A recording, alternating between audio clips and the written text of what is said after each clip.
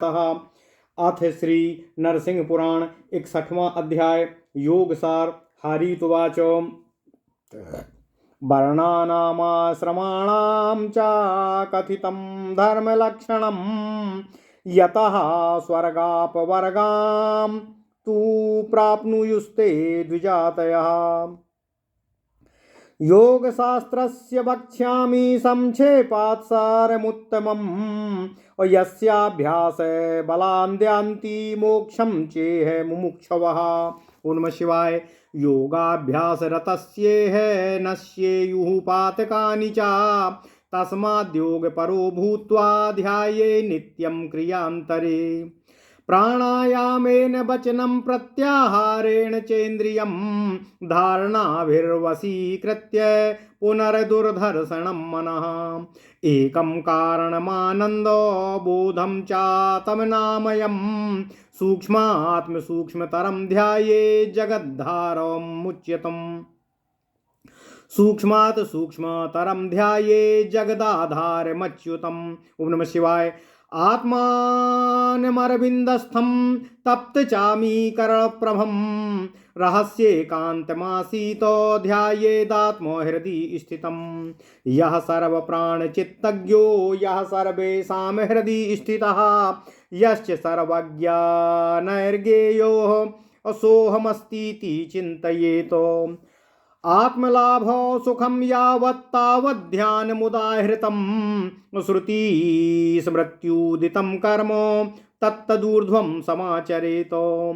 यथाश्वारथहीनाश्च रथश्चार्वैश्विना यथा एवं तपश्च विद्या च उभावपि तपस्विनः। यथान्नं मधुसंयुक्तं मधु चान्नेन संयुतम् एवं तपश्च विद्या च संयुक्ते भेषजं महतो। द्वाभ्यामेव हि पक्षाभ्यां यथा वै पक्षिणां गतिः तथैव ज्ञानकर्माभ्यां प्राप्यते ब्रह्म शाश्वतम्। विद्या तपोभ्यां संपन्नो ब्राह्मणो योग तत्परः देहद्वन्द्वं विहायासु मुक्तो भवति बन्धनात्। नादेवयानमार्गेण यावत् प्राप्तं परं पदं न तावद्देहलिङ्गस्य विनाशो विद्यते क्वचित्। मया वह कथिता सर्वो वर्णाश्रम विभागशः संक्षेपेण द्विजश्रेष्ठा धर्मस्तेषां सनातनः। मार्कण्डेय उवाच श्रुत्वैवोमृषयो धर्मं स्वर्गमोक्षो फलप्रदं प्रणम्य तं ऋषिं जगमुर्मिदा प्रणम्य तं ऋषिं जगमुर्मुदितास्ते स्वमालयम्। ओम नमः शिवाय। ओम नमः शिवाय। ओम नमः शिवाय। धर्मशास्त्रमिदं यस्तु हारीतमुखनिःसृतं श्रुत्वा चाकुरुते धर्मं सा याति परमां गतिं। सुखजस्य तु यत् कर्मं कर्म यद्बाहुजस्य तु उरुजस्य तु यत् कर्मं पादजस्य तथा नृपो। स्वं समकर्म प्रकुर्वाणां विप्राद्यायान्ति सद्गतिम् अन्यथा वर्तमानो हि सद्यः पतति यत्यथा। यस्य चेभिहिता धर्माः सा तु तैस्तेह प्रतिष्ठितः तस्मात् स्वधर्मं कुर्वीत नित्यमेव मनापदी। ओम नमः शिवाय। चतुर्वर्णाश्च राजेन्द्रो चत्वारश्चापि चाश्रमाः स्वधर्मो तेनुतिष्ठन्ति ते यान्ति परमां गतिं। स्वधर्मेण यथा नृणां नरसिंहः प्रतुष्यति वर्णधर्मानुसारेण नरसिंहं तथार्चयेतो। उत्पन्न वैराग्यबलेन योगाद् ध्यायेत् परं ब्रह्म सदा क्रियावान्। सत्यात्मकं चेत् सुखरूपमाद्यं विहाय देहं पदमेति विष्णु। ओम नमः शिवाय। ओम नमः शिवाय। ओम नमः शिवाय। अथ श्री नरसिंह पुराण 61वां अध्याय योगसार। हारीत मुनि जी कहते हैं, हे मुनियों, मैंने चारों वर्णों और चारों आश्रमों के धर्म का स्वरूप आपको बतलाया है, जिसके पालन से उपर्युक्त ब्राह्मण आदि वर्ण के सभी वर्ण के लोग स्वर्ग और मोक्ष को प्राप्त कर सकते हैं। अब मैं आप लोगों से संक्षेप में योग शास्त्र का उत्तम सारांश का वर्णन करूंगा, जिसके अभ्यास से मुमुक्षु पुरुष इसी जन्म में मोक्ष को प्राप्त हो जाते हैं। ओम नमः शिवाय। हारीत मुनि कहते हैं, हे ब्राह्मणों, योगाभ्यास परायण पुरुष के समस्त पाप नष्ट हो जाते हैं। अतः कर्तव्य कर्म से अवकाश मिलने पर प्रतिदिन योगनिष्ठ होकर मनुष्य को ध्यान करना चाहिए। पहले प्राणायाम के द्वारा वाणी को, प्रत्याहार से इंद्रियों को और धारणा के द्वारा दुर्धर्ष मन को वश में करना चाहिए। तत्पश्चात जो सबके एकमात्र कारण, ज्ञानानंद स्वरूप, अनामय और सूक्ष्म से भी सूक्ष्म तत्व परब्रह्म परमेश्वर भगवान श्री हरि विष्णु जी हैं, उन जगदाधार अच्युत का मनुष्य को ध्यान करना चाहिए। एकांत स्थान में अकेले बैठकर अपने हृदय में कमल के आसन पर विराजमान तपाए हुए स्वर्ण के समान कांतिमान अपने आत्मस्वरूप भगवान श्री हरि विष्णु जी का चिंतन करें, जो सबके प्राणों और चित्त की चेष्टाओं से जानता है, सभी के हृदय में विराजमान है तथा समस्त प्राणियों द्वारा जानने योग्य है। वह परमात्मा परब्रह्म भगवान श्री हरि विष्णु मैं स्वयं हूँ, ऐसी भावना करे। जब तक आत्म साक्षात्कार जन्य सुख की प्रतीति हो तभी तक ध्यान करना आवश्यक बताया गया है। उसके उपरांत श्रौत और स्मार्त कर्मों का अनुसरण और सुचारू रूप से करना चाहिए।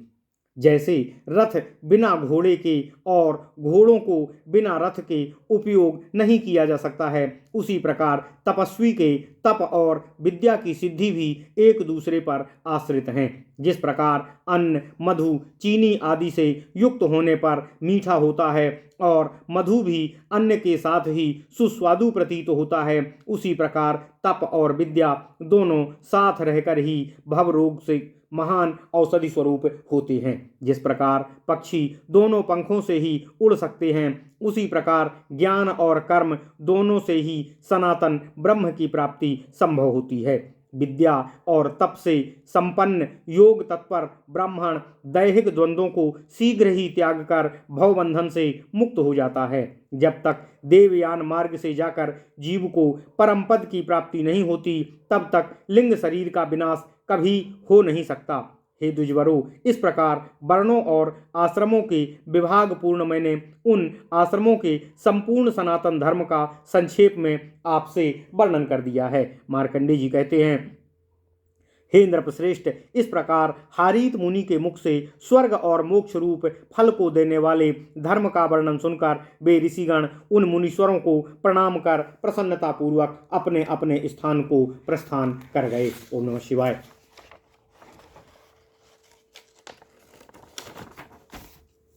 जो भी हारीत मुनि के मुख से निर्गत इस धर्मशास्त्र का श्रवण करके इसके अनुसार आचरण और व्यवहार करता है, वह मनुष्य परम गति को प्राप्त होता है। हे नरेश्वर, हे सहस्त्रानी नृप श्रेष्ठ, ब्राह्मण, क्षत्रिय, वैश्य और शूद्र के जो जो कर्म बताए गए हैं, उनको अपने अपने वर्णोचित कर्मों का पालन करने वाले ब्राह्मण आदि सद्गति को प्राप्त होते हैं। इसके विपरीत आचरण करने वाला पुरुष तत्काल ही अधोगति को प्राप्त होकर पाप को प्राप्त होता है। जिसके लिए जो धर्म बताए गए हैं, वह पुरुष उन्हीं धर्मों से प्रतिष्ठित होता है। इसलिए आपत्ति काल के अतिरिक्त सदा ही अपने धर्म का पालन मनुष्य को करना चाहिए। हे राजेंद्र, हे राजन, हे नृपश्रेष्ठ, 4 ही वर्ण और 4 ही आश्रम हैं। जो लोग अपने वर्ण और अपने आश्रम के उचित धर्म का पूर्णतया पालन करते हैं, वे परम गति को प्राप्त होते हैं। भगवान नृसिंह स्वरूपी भगवान श्री हरि विष्णु जिस प्रकार स्वधर्म का आचरण करने से मनुष्य पर प्रसन्न होते हैं, वैसे दूसरे प्रकार से नहीं होते। इसलिए मनुष्य को आश्रम और वर्ण धर्म के अनुसार ही भगवान श्री हरि विष्णु जी का पूजन करना चाहिए। जो मनुष्य स्वकर्म में तत्पर रहकर उत्पन्न हुए वैराग्य के बल से योगाभ्यास पूर्वक सदा सच्चिदानंद स्वरूप अनादि परब्रह्म भगवान श्री हरि विष्णु का ध्यान करता है, वह देह को त्याग कर साक्षात श्री विष्णु धाम को प्राप्त होता है। इस प्रकार इति श्री नरसिंह पुराणे योगाभ्यासे नाम नामयका 60वां अध्याय। इस प्रकार श्री नरसिंह पुराण में योगाध्याय नामक 61वां अध्याय पूर्ण हुआ। ओम नमः शिवाय। ओम नमः शिवाय। अथ श्री नरसिंह पुराण 62वां अध्याय भगवान श्री हरि विष्णु जी के पूजन के वैदिक मंत्र और स्थान। ओम नमः शिवाय। मार्कंडेय उवाच वर्णानामाश्रमाणां च कथितं लक्षणं तव भूयः कथय राजेन्द्र शुश्रूषा तव का नृपो। शास्त्रानीकोवाचो स्नात्वा वेशमणि देवेशमर्चयेदच्युतं तुति त्वयुक्तं मम विप्रेन्द्र तत्कथं पूजनं भवेत्। यैर्मन्त्रैर्रच्यते विष्णोर्येषु स्थानेषु वै मुने तानि स्थानानि तन्मात्रां स्वमाचक्षो महामुने। ओम नमः शिवाय। मार्कंडेय उवाच अर्चनं संप्रवक्ष्यामि विष्णोरमित तेजसः यत् कृत्वा मुनयः सर्वे परमनिर्वाणमप्नुयुः। अग्नौ क्रियावतां देवो हृदि देवो मनीषिणां प्रतिमा स्वल्पबुद्धीनां योगिनां हृदये हरिः। अतोग्नौ हृदये सूर्ये स्थण्डिले प्रतिमासु च एतेषु च हरे सम्यग्गर्चनं मुनिभिः स्मृतं। तस्य सर्वं यत्वाच्य स्थण्डिले प्रतिमासु च अनुष्टुभस्य सूक्तस्य विष्णुस्तस्य च देवता। पुरुषो यो जगद्वीशं ऋषिर्नारायणः स्मृतः दद्यात् पुरुषसूक्तेन यः पुष्पाण्यय एव च। अर्चितं स्वा जगत् सर्वं तेन वै सचराचरम् अद्यायावाह्ये देवो मृचातु पुरुषोत्तमम्। द्वितीययासनं दद्यात् पाद्यं दद्यात् तृतीययाः चतुर्थार्या प्रदातव्य पंचम्यां चमनीयकम्। षष्ठ्या स्नानं प्रकुर्वीत सप्तम्यां वस्त्रमेव च यज्ञोपवीतमष्टाम्यां नवम्यां गन्धमेव च। दशम्यां पुष्पदानं स्यादेकादश्या च धूपकम् द्वादश्या च तथा दीपं त्रयोदश्यार्चनं तथा। चतुर्दश्या स्तुतिं कृत्वा पंचदश्या प्रदक्षिणं षोडश्योद्वासनं कुर्यात् शेषकर्माणि पूर्ववत्। स्नानं वस्त्रं च नैवेद्यं दद्या च मनीयकम् षड्मासात् सिद्धिमाप्नोति देवदेवं समर्चयन्। संवत्सरेण तेनैव सायुज्यमाधिगच्छति हविषाग्नौ जले पुष्पैर्ध्यानेन हृदये हरिम्। ओम नमः शिवाय। ओम नमः शिवाय। ओम नमः शिवाय। ओम नमो भगवते वासुदेवाय। ओम देवकी सुत गोविंद वासुदेव जगत्पते देहि तनियं कृष्ण त्वाम अहम शरणं गतः। अर्चन्ति सूर्यो नित्यं जपेन रविमण्डले आदित्यमण्डले दिव्यं देवदेवो मनामयम्। शङ्खचक्र गदा पाणिं ध्यात्वा विष्णुमुपासते। ओम नमः शिवाय। ध्येया सदा सवितर्मण्डलमध्यवर्तीर्नारायणः सरसिजासन सन्निविष्टः। केयूरवान् मकरकुण्डलवान् किरीटी हारी हिरण्यवपुरधृत्य शङ्खचक्रः। एतत् पठन् केवलमेव सूक्तं दिने दिने भवी तव विष्णुबुद्धिः। सह सर्वपापं प्रविहाय वैष्णवं पदं प्रयात्याच्युततुष्टिकृन्नरः। पत्रेषु पुष्पेषु फलेषु तोयेषु स्वकृतलभ्येषु सदैव सत्सु। भक्त्यैकलभ्ये पुरुषे पुराणे मुक्त्यै किमर्थं क्रियते न यत्नः। इत्येव मुक्तः पुरुषस्य विष्णुर्रचा विधिस्तेद्य मया नृपेन्द्रो। अनेन नित्यं कुरु विष्णुपूजां प्राप्तुं तदिष्टं यदि वैष्णवं पदम्। ओम नमः शिवाय। ओम नमः शिवाय। ओम नमः शिवाय। ओम नमो भगवते वासुदेवाय। ओम देवकी सुत गोविंद वासुदेव जगत्पते देहि मे तनियं कृष्ण त्वाम अहम शरणं गतः। अथ श्री नरसिंह पुराण 62वां अध्याय भगवान श्री हरि विष्णु जी के पूजन के वैदिक मंत्र और स्थान। ओम नमः शिवाय। मार्कंडेय जी कहते हैं, हे राजन सहस्त्रनीक, मैंने आपको वर्णों और आश्रमों के स्वरूप को बतलाया है। हे राजेंद्र, अब कहो तुम्हारे मन में क्या सुनने की इच्छा है। सहस्त्रानीक जी बोले, हे विप्रेंद्र, हे मार्कंडे जी, आपने बताया कि प्रतिदिन स्नान करके अपने घर में भगवान अच्युत श्रीहरि विष्णु जी का पूजन करना चाहिए। अतः वह पूजन किस प्रकार होना चाहिए? हे महामुने, जिन मंत्रों द्वारा और जिन आधारों में भगवान श्रीहरि विष्णु की पूजा होती है, वे आधार और वे मंत्र आप मुझसे बताने की कृपा करें। श्री मार्कंडेय जी ने कहा, हे राजन, हे सहस्त्रानीक, अब मैं आपसे अमित तेजस्वी भगवान श्री हरि विष्णु जी के पूजन की विधि बतला रहा हूँ, जिसके अनुसार पूजन करके सभी मुनिगण परम निर्वाण अर्थात मोक्ष पद को प्राप्त हुए हैं। अग्नि में हवन करने वाले के लिए भगवान का वास अग्नि में है। ज्ञानियों और योगियों के लिए अपने अपने हृदय में ही भगवान श्री हरि विष्णु की स्थिति होती है, तथा जो थोड़ी बुद्धि वाले हैं उनके लिए प्रतिमा में भगवान का निवास होता है। इसलिए अग्नि, सूर्य, हृदय, स्थंडिल अर्थात वेदी और प्रतिमा, इन सभी आधारों में भगवान का विधि पूर्वक पूजन मुनियों द्वारा बताया गया है। भगवान सर्वमय हैं, अतः स्थंडिल और प्रतिमाओं में भी भगवत पूजन उत्तम होता है। अब पूजन का मैं मंत्र आपको बतलाता हूँ। शुक्ल यजुर्वेदीय रुद्राष्टाध्यायी में जो पुरुष सूक्त है, उसका उच्चारण करते हुए भगवान का पूजन करना चाहिए। पुरुष सूक्त का अनुष्टुप छंद है। जगत के कारणभूत परम पुरुष भगवान श्री हरि विष्णु देवता हैं। ऋषि नारायण ऋषि हैं और भगवत पूजन में उनका विनियोग है। जो पुरुष सूक्त से भगवान को फूल और जल अर्पण करता है, उसके द्वारा संपूर्ण चराचर जगत पूजित हो जाता है। पुरुष सूक्त की पहली ऋचा से भगवान पुरुषोत्तम का आवाहन करना चाहिए, दूसरी ऋचा से आसन और तीसरी से पाद्य अर्पण करना चाहिए।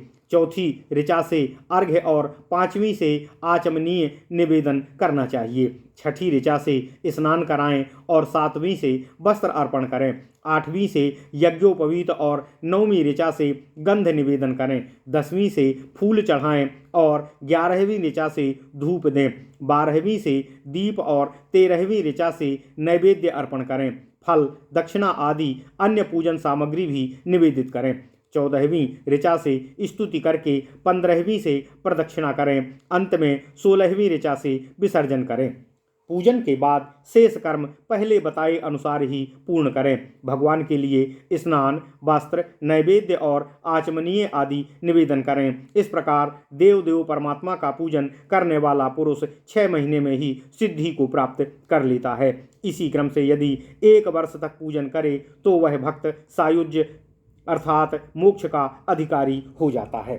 हे राजन, विद्वान पुरुष अग्नि में आहुति के द्वारा जल में पुष्प के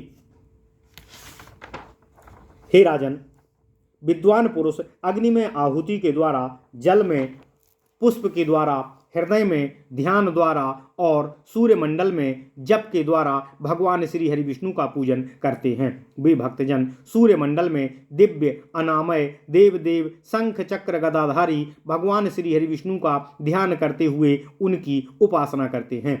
जो केयूर, मकराकृति कुंडल, किरीट, हार आदि आभूषणों से भूषित हों, हाथ में शंख चक्र धारण किए कमलासन पर विराजमान हैं तथा जिनके शरीर की कांति सुवर्ण के समान देदीप्यमान है, सूर्यमंडल के मध्य में विराजमान उन भगवान नारायण का सदा ध्यान करें। जो प्रतिदिन बुद्धि में भगवान श्री हरि विष्णु की भावना करके केवल इस ध्येयः सदा इत्यादि सूक्त का पाठ मात्र ही कर लेता है, वह भगवान श्री हरि विष्णु को संतुष्ट करने वाला पुरुष सब पापों से मुक्त हो विष्णु धाम को प्राप्त होता है। बिना मूल्य के ही मिलने वाले पूजनोपचार, पत्र, पुष्प, फल और जल के सदा रहते हुए एकमात्र भक्ति से ही सुलभ होने वाले भगवान पुराण पुरुष के होते हुए मनुष्य द्वारा मुक्ति के लिए प्रयत्न क्यों नहीं किया जाता है। अर्थात उक्त सुलभ उपचारों से भगवान श्री हरि विष्णु का पूजन करके लोग मोक्ष पाने के लिए सुलभ यत्न क्यों नहीं करते हैं। हे नृपवर, हे नृपश्रेष्ठ शास्त्रानीक, इस प्रकार यह परम पुरुष भगवान श्री हरि विष्णु की पूजा विधि आज मैंने तुम्हें बतलाई है। यदि तुम्हें वैष्णव पद प्राप्त करने की इच्छा हो तो इस विधि के द्वारा सदा ही भगवान श्री हरि विष्णु की पूजा और ध्यान करो, इससे आपको मोक्ष की प्राप्ति होगी। इति श्री नरसिंह पुराणे विष्णुरार्चा विधिर्नाम 62तमो अध्यायः। इस प्रकार श्री नरसिंह पुराण में भगवान श्री हरि विष्णु की पूजा विधि नामक 62वां अध्याय पूर्ण हुआ। ओम नमः शिवाय। ओम नमः शिवाय।